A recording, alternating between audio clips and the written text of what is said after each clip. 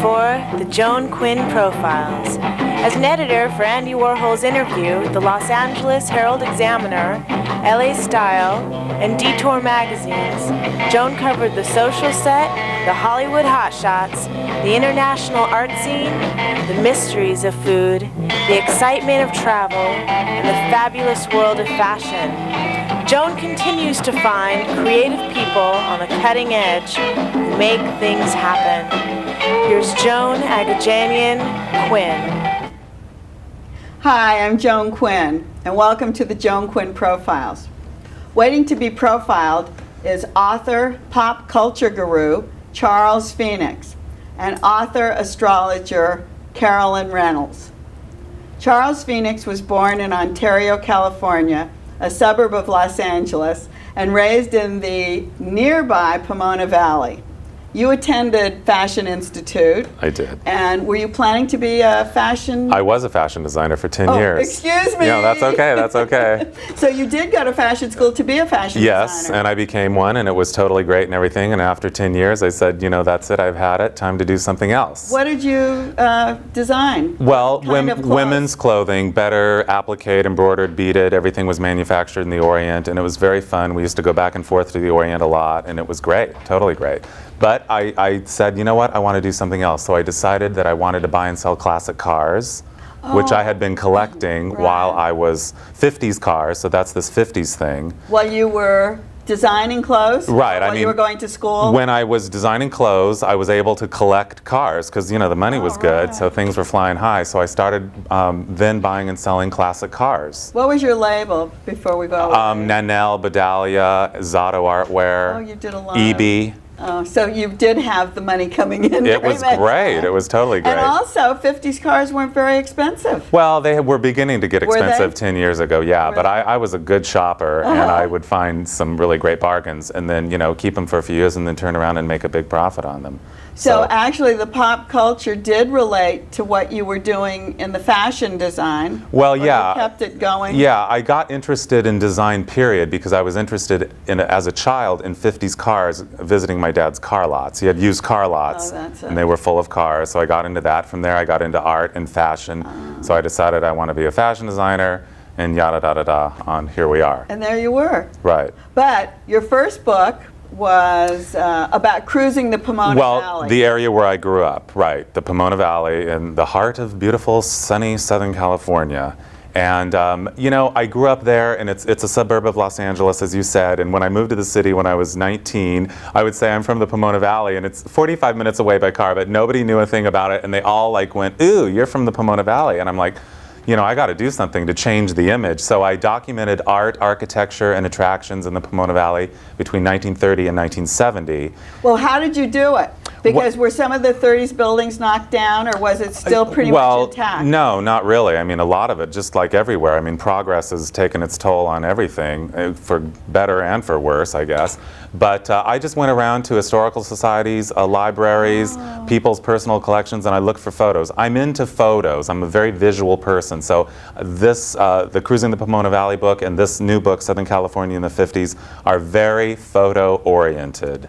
So that's, everything to me is based on photos. What about the text for the Pomona Valley? Was there much Well, text I mean, I just you know, whatever needed to be said, you know, you always want to, with me, in writing, I want to cut to the chase. I mean, did you interview people? Yeah, oh, of course, absolutely. So you got old timers and they're the best. I mean, 70s is not so old time, but going back to the 30s and the 40s, you had to get some kind of documentation. It's amazing to me how many of those people are still around. I mean, I was interviewing people who were 100 years old. I mean, one lady was 100, and you know, she remembered everything like it was yesterday. Isn't that great? So it's such a pleasure to meet the people. I mean, that's the real reward of doing these kind of books, and the research is meeting the people. I think that oral documentation is so great, and people forget to keep that oral history. I mean, I guess, I don't know if we have a place to store it or... Video now. Yeah, that's easy. Yeah.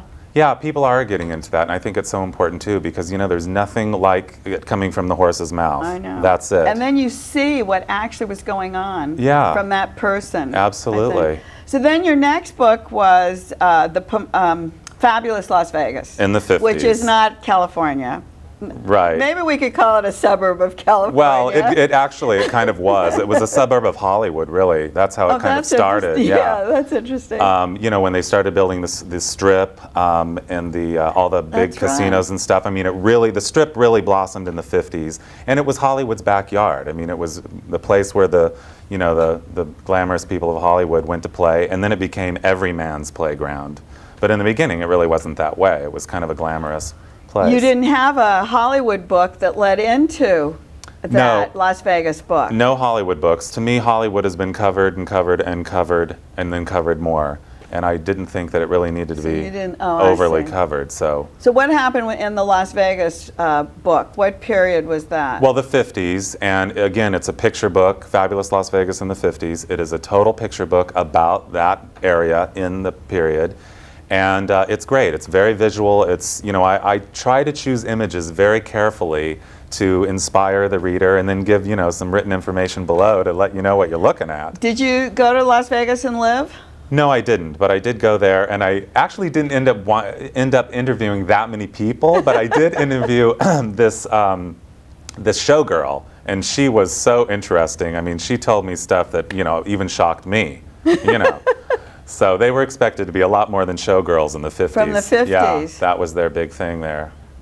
I mean, at least the showgirls. I mean, you had to work after hours, let's just put it that way. Was it just the strip, Fabulous Las Vegas, or did you talk about the communities? No, I didn't really talk about the community. I just talked about the strip in downtown Fremont Street. I mean, I talked about the commercial Vegas. Which turns out to be probably a very historic book because those things are disappearing too. They are, they are. The lights, the action, those old hotels are being imploded. Yes, one after another. I think they're practically all gone now. There's hardly anything left, But really. did you see many of those while you were doing this? Well, did you no, see a lot of because those hotels? No? By the time, I mean, I went to, when I was in kindergarten in 1968, I went to Las Vegas for the first time, but I don't really remember. I mean, I wasn't really looking then for what I'm looking for now. Right, when you were writing the book, they weren't there. No, not really. I had to just go buy photos and Then the last book, which we talked about, Southern California in the 50s, right.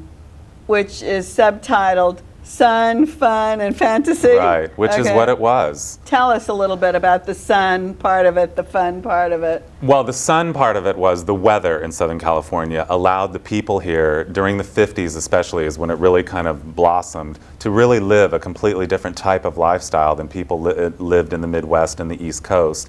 And during that time, you know, the magazines and the media and stuff really began to focus on the style of Southern California because we were we casualized, is that a word? That's a good word. Thank you. Everything. I mean, the way we dressed and patio living and outdoor barbecues. But don't forget, the sophisticates in New York were looking down on us. They thought that casualizing, whatever your word was mushing our brains, that we had no intellect, that we had no idea of what was going on in the world because we were always sitting in the sun. Well, I guess that they probably did think that, but now everyone's living that lifestyle, you know, everywhere. That's what I mean. So who won the battle? Exactly, we were the leaders. Right, it's true. It's really true. Okay, so sun we did, fun. Fun, amusement parks. Disneyland opened in 1955. We had Knott's Berry Farm. We had the world's largest oceanarium, Marineland, which opened in 1954, which was on the coast of Palos Verdes,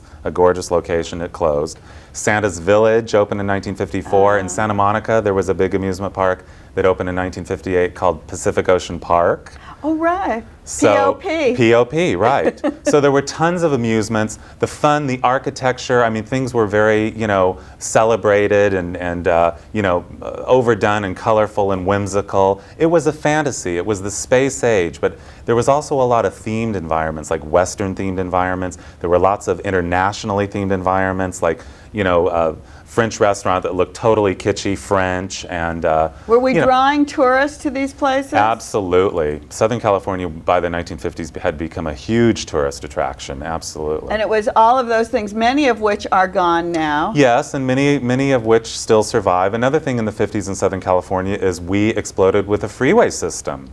That was a product of the 50s. I mean, even though there were a couple of freeways in Southern California that came before the 50s, in the 50s is when basically the freeways that we have now were either planned or built. I mean, a lot of them took years to build, but... Do you address that in your book? Absolutely. I see. Okay. Now, we're in fantasy now. Okay, fantasy. Well, the fantasy goes back... You started coming. Yeah, I think we kind of came around to that already. I mean, the Magic Kingdom, Disneyland, that's really the crowning touch to the fantasy. But also, even our airport building. I have a picture of it right here as soon as I can find it. But that was built, is it a Paul Williams, was it a?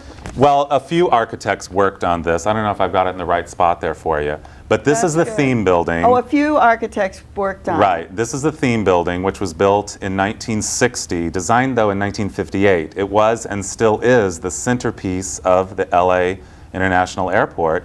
And also it was a symbol that this city was the city of the future. But that looks part of your fantasy thing. Do you have anything else that really depicts that? There's a few things. McDonald's, this is, kind of fantasy architecture, those golden arches. Am I holding this in the right place? Fine. Okay. The golden arches, I mean, everybody remembers the golden arches. But they don't do these buildings like this anymore, they mock them now, which is really an embarrassment to everybody, I think. Yeah, they try to rebuild them, and they're not the same anymore. Let's see, what else was I going to show you here?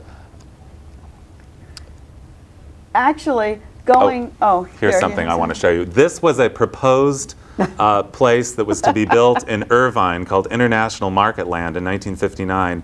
And if you look closely, you can see that it looks like Las Vegas now. I was just going to say that. You have the Leaning Tower of Pisa, you have the pyramids, and I don't know what the back of it is. But, you have a dome. Right. You have a geodesic dome. All these Las Vegas-y looking things of today. So we were very progressive in that kind of theatrical environment. I mean, nowhere did it really come to fruition more than Vegas, today at least. What would you say was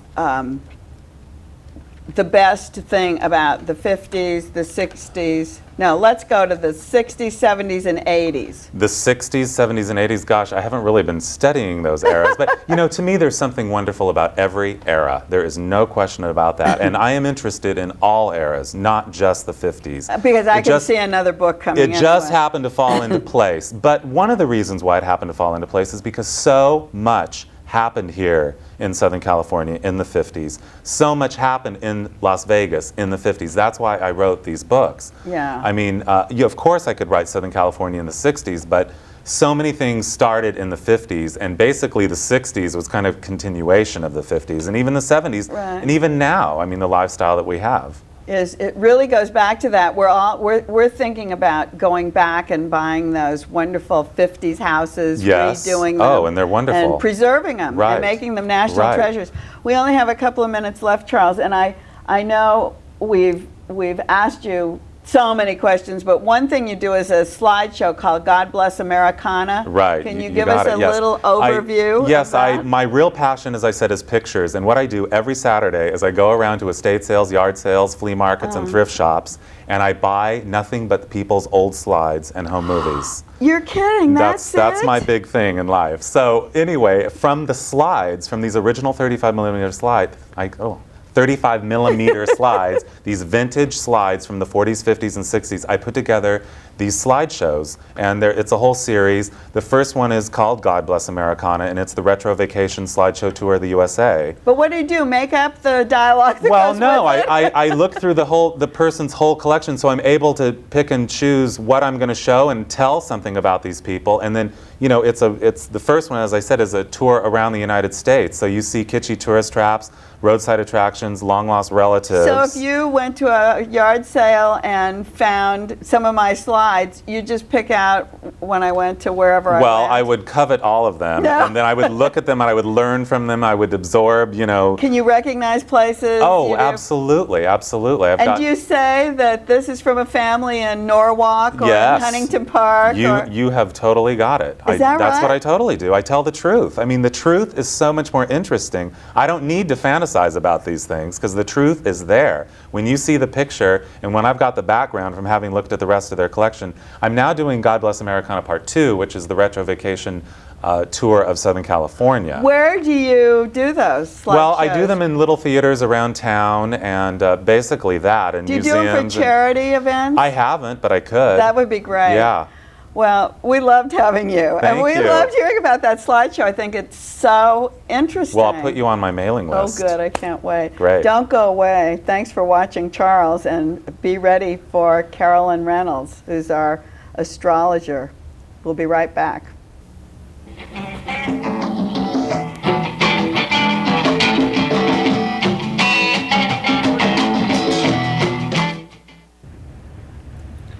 Hi, I'm Joan Quinn, and we're back with astrologer and author Carolyn Reynolds. Carolyn was born in Michigan but raised in the Covina area, which is a suburb of Los Angeles.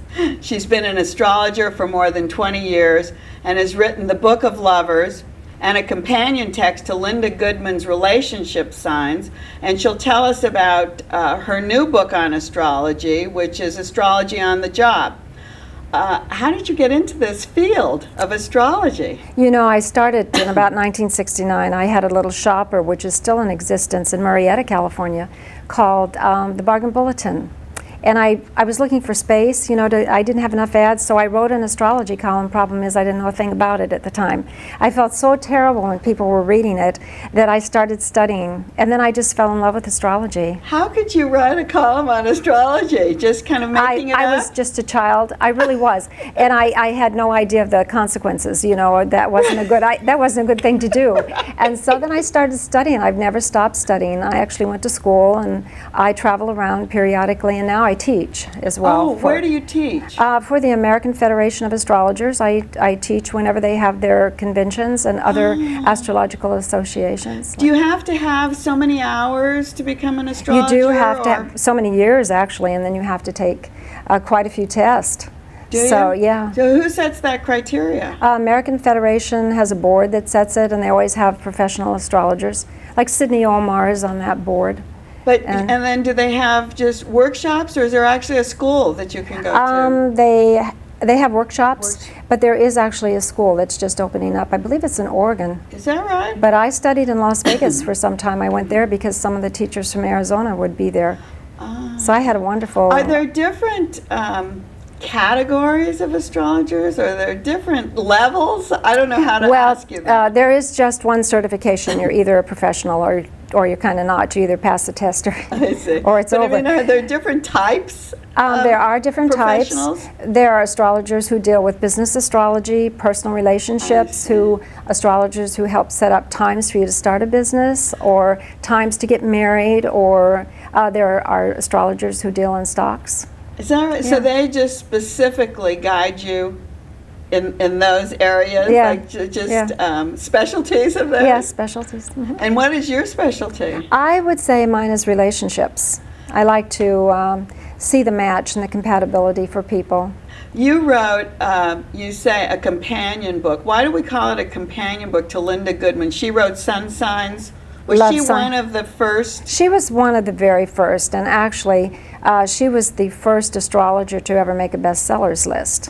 Oh. Now, one of my books made a bestsellers list, but she was the first, and one of really the very few, and she sold 100 million books in her lifetime. But she left a report before she died. And from this, the people who own the rights to Linda Goodman came to me and asked, because they had read one of my books and said, you know, you write in that same kind of, you know, fun way, and could you put together a book? So we put this book together based on the report she left about what she thought made relationships work. Oh, so it was her outline in a way that you followed? Yeah. And what was that called? Linda Goodman's Relationship Signs, and it was a Bantam book. It came out about 4 years ago, and that one's in like 7 languages now. Is that right? Yeah. And is your name on it? In the corner. TC. Well, you know, she died, and they didn't really want everyone to know at the time. Of course, now it's out. But yes, my book is on there as Your a name companion, is on there? Companion author. You wrote another book talking about relationships, The Book of Lovers. That is a fun astrological guide to relationships. And so you can look up the day that you're born or the person that you're interested in, and each page is a personality description for the men and then for the women This is kind of what sun signs was about, wasn't it? Right, except it takes it a step further and talks about the Yours moon does. signs. The moon being where the sun is one place on the day you're born, and the moon is another place. But the moon is where your emotional needs are. And so when you're involved in a relationship and you're vulnerable and emotional, you need to find someone who understands that side of you. So you can pick this up and find Yeah. where your moon is? Yeah. You have a guide in the back. Right, I see. And then depending on, what is it, the date and the time you were born? You can just go the day and Can you? the You month find- and the year. It's very simple and it's a lot of fun. Random House just came out with that. Actually, the book first came out with Llewellyn as soft cover, and a editor at Random House, she was single and she loved the book, and it helped guide her through her single path. And so she tried for 2 years to negotiate to get the hardcover rights, and she finally did. So it just came out in 2000. It did? Yeah. Oh, how great. It's And it hardcover. says men who excite women and women who excite men. So you go both ways on Right, this book. yes, It's we not talk just about- a book for women. No. Um, I actually, by the way, have a lot of male clients. Because I think it used to be that it was just women who were interested. Right. But it's changed. What should you know about relationships, and what should a person know what to actually believe as far as these astrology signs are concerned? Well, the sign itself isn't all that important. A lot of times you need to know a little bit more, like the moon, which I find very important. And Carl Jung did some studies, and he found out it was 3 times higher than the rate of coincidence for people who got married to have their moon in the same sign or opposite sign. So I really stress that a lot. But what you look for is someone who understands you, at the basic core of you. Then also the descriptions and the personality profiles. What if they want to skydive and you want to read books? I mean, that's not what do going to you be. do? So maybe you ought to look to another combination, because in the long run, there are many different combinations. What you are can good afford. combinations? Um, Kind of just, the good combinations are, as a rule, someone who has the moon in the same sign or opposite sign as your sun sign. So for you, you're a Pisces, so a Pisces moon or a Virgo moon would work really well for you, just to simplify. I mean, there's a few other things. And then but other relationships, I mean, opposites. Sun signs could be opposites as well, right? Right. Mhm. And those relationships work? they can work just fine. They can work fine What because about you're a the mirror. same? What about the same sign? That gets a little bit more difficult. Everyone says, oh, they'd be a perfect match, but sometimes it's just too much of a good thing. I always think Virgos would kill each other if 2 Or they Virgos were just married to each other. analyze each other to death. I know, and make lists and give each other their lists all the time. And be on diets all the time. It wouldn't be a very exciting life, would it? And they need a balance, and I think that's what the book is about, a little bit, helping you find. So in your new book, Astrology on the Job, you have advice for people in the workplace, but Right. tell us about it, and then I'm going to ask you some questions about it. Okay, Astrology on the Job talks about relationships at work. And for example, you want to get back to the Virgo. If you're like the Sagittarius, I have my moon in Sag, so I'm pretty messy. I've got stuff all over the place. And if I had to work next to a Virgo, and I do, and she's very precise and puts everything in the right spot, and it's alphabetized and counter checked, and 3 messages for the same thing. So we have to kind of understand that that's our work style, and there's nothing wrong with either style. It's that you can work better if you're actually understanding that the other person can accomplish the same thing, but just in a different way. But you don't know that when you go into a job. I mean, how do you know what sign your boss is going to be? Well, I think once you're employed, you can find out with the company newsletters and You start the finding- talk. But how I found out, I have a day job as a grants manager, so I write grants for a city. And I went into this man's office. He wanted to see me immediately. First of all, I think he's a fire sign because everything has to be right now. And then I walked into his office and I was kind of horrified because it was this big mess. But at some level I liked it because that's how I work. And he said, sit down. And I looked around and I thought, where am I going to sit down? He had a filing system on each chair. Right. But I picked up the files, I sat it on the floor, I said to myself, this guy's a Sagittarian, and I'm going to work really well with him, and we do really work well together. I enjoy working with him because he'll say something and stop mid-sentence, and yet I know what he means. And he just wants it done quickly, and don't bother him. He's got other things on his But you mind. can relate to that, so that does yeah. help. Well, even if you didn't relate and that wasn't your style, you could say maybe he's completely opposite from you, but you would be able to appreciate the way that he worked and just forgive him for the clutter and get past it and know that he's probably going to be a pretty flexible guy with hours, for example. Oh, I see. And he's not going to watch that clock for you. But if you're applying for a job and you end up with someone who is so not compatible with you, what happens at that point? What kind of action do you have to take? Well, you know, it's like any other relationship in life. You have to give a little and they do too. And you might just talk to them and say, you know, I'm sorry, I'm real funny about my space. I need a little bit more quiet or a little bit more order. Would you mind if you know, if they're next to you or some working situation that's close, would you mind if I help you tidy this up, or is it okay that I throw all my stuff over, or however? So once you're in it, to make it happen, yeah. Once you're in that in that job or that position or that relationship with a friend or anything, you have to start working at. You need to accept that that's their style, and yet when we all come together, opposite or not, there's one, in fact, with opposites, they can take you one step further. So what you start an opposite can oftentimes finish. So we need those differences. In this book of On the Job, you match the kind of people who work together. I describe the working styles, and I talk a lot about when people were children. There's a lot of pop culture in this book. That's why I was interested in your previous guest, because it talks a lot about famous individuals, and when they were children, they were starting to do their work then. Hugh Hefner had a newspaper. The guy who started Amazon.com, he was dismantling his bed. Einstein was working with magnets and the string theory by the time he was 4 years old. So you can see the tendency for the occupation early on. When it starts coming out like that. Yeah. And I noticed in the book when I was reading it the other night, you have, for each sign, you have a list of their qualities, what qualities work with them, how they pertain to the workspace. And who those signs were.